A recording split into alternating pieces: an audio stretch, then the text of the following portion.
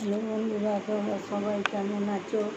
সকালে কাজ সেরে আমি এখন রান্না করতে বসেছি। রান্না ভাত হয়ে গেছে, উচ্ছে সিদ্ধ দিয়েছি, পেঁপে সিদ্ধ দিয়েছি, দিয়ে হিং দিয়ে কলাইয়ের ডাল করেছি আর পোস্ত করব। এখন আমি সবজি কাটছি, পোস্তটা করলেই হয়ে যাবে। আর ভাবছি টমেটো চাটনি করব, যদি সময় হয় তো করবো। এই অনেক দিন পরে একটা মিনি ব্লগ করছি, তোমরা পাশে থেকো, আমাকে একটু হেল্প করো।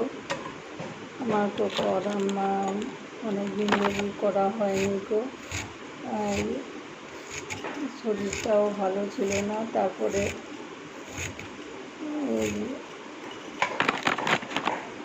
সময়ও হচ্ছিল না, সময় কুলোতে পারছিলাম না। তোমরা সবাই ভালো আছো তো? তোমরা ভালো থেকো, সুস্থ থেকো, ভালো করে শেখো। আমিও যাতে ভালো করে সুস্থভাবে করতে পারি সেটা একটু দেখো।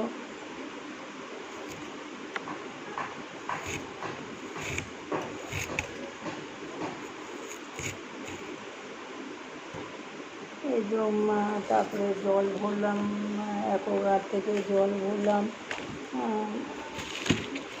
পোস্তটা বাটলাম, দিয়ে এবার শুধু পোস্তটা করলেই হয়ে যাবে।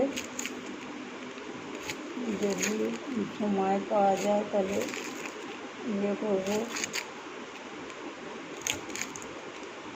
সকালে একবার অল্প স্নান করেছিলাম, কিন্তু যা গরম এখন, আর একবার স্নান করতে হবে। তোমরা ভালো থেকো, সুস্থ থেকো, আমাকে একটু সাপোর্ট করো। এই কোনো রকমে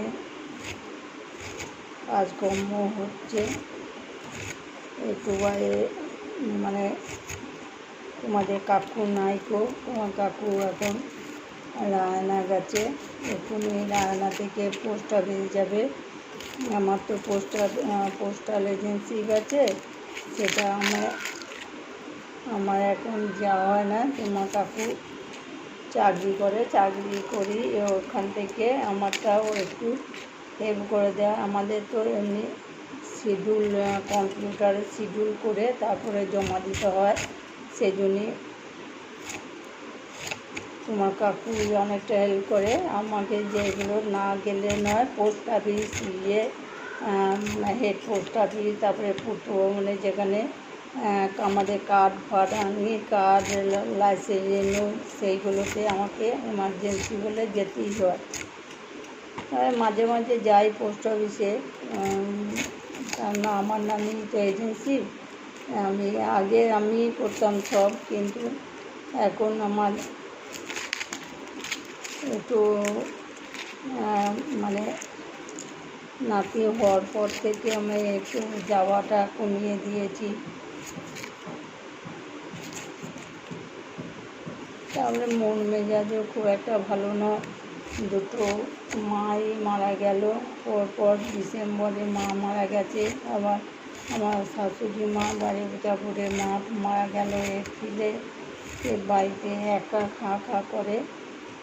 মারা আমার বন্ধুর মতো ছিল, তো সেই জন্যই মায়েদের সঙ্গেই বেশি আমার সময় কাটত। এখন রাখছি, তোমরা ভালো থেকো, সুস্থ থেকো, সবসময় ভালো থেকো, সুস্থ থেকো।